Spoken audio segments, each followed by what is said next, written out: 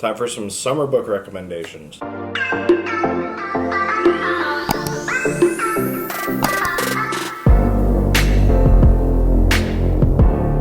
guys, welcome back to my channel. I'm Zach with Zacks Books, and today I've got some book recommendations for you that are either set during summer or kind of give off a summery vibe.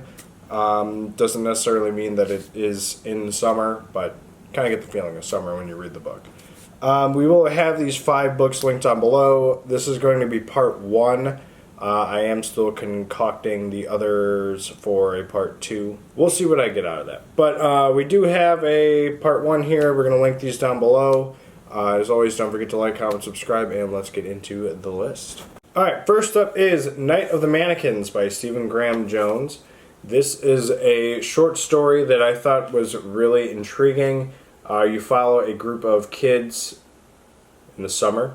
It actually says that right in the back. So you're following a group of kids who are like pranksters, and they go to a movie theater one day. They like find a mannequin and they like bring him to the theater, dress him up in clothes to try and like get at the person who, like, I don't know if it's the movie theater manager or if it's just one of the employees who they just like don't like. But when they do this, the main character we're following, I think his name is Sawyer, we are treated to a mannequin that like comes to life.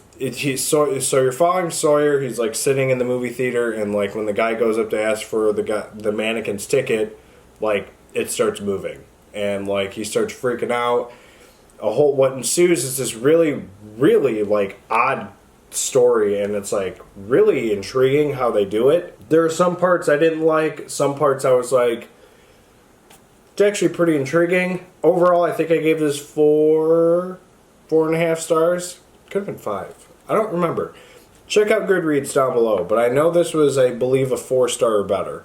But I really thought it was a good book, and I highly recommend it, which is why it's on the list. So there you have Night of the Mannequins by Stephen Graham Jones. Alright, next up is My Best Friend's Exorcism by Grady Hendrix.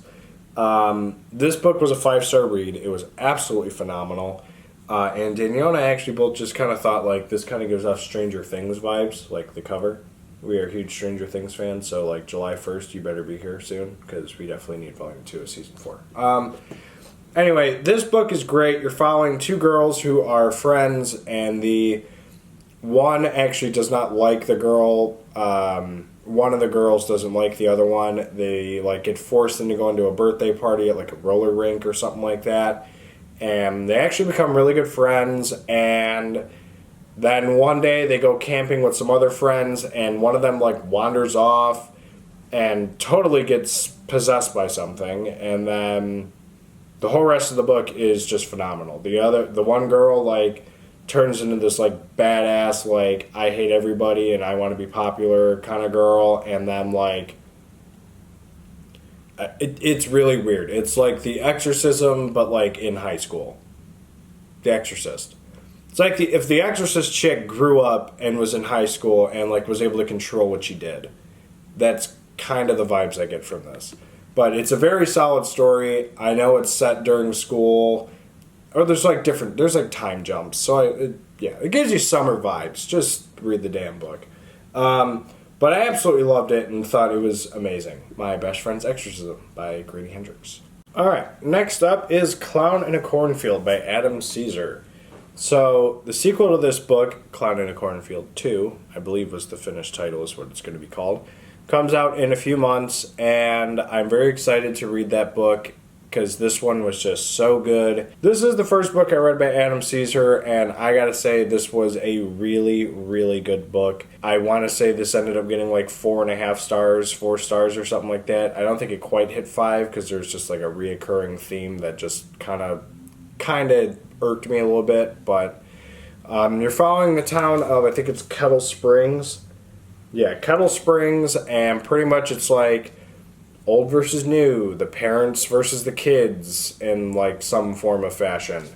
And all of a sudden this clown shows up. That's like the school's mascot is some clown. I can't think of what they call him. But a clown shows up and starts killing the kids. And What I think happens is the adults think that the kids are doing it, and the kids think the adults are doing it, and then you get this big plot twist reveal towards the end, and I think it is absolutely amazing, and I genuinely have no idea what is going to happen in the sequel. I thought it was really well written. It kind of kept you on the edge of your seat, and I absolutely love the story. Like I said, I keep raving about it, but I cannot wait for the sequel because this one was just so good. And based off what I remember how it ending, I don't quite 100% know how the sequel could come into play, unless I'm forgetting something major.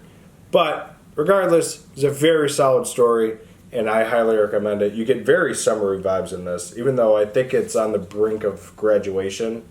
So it starts the end of school year. It's basically summer. Feels like summer, and I absolutely loved it. So there you have Clown in a Cornfield by Adam Caesar. Next up is The Wife Stalker by Liv Constantine.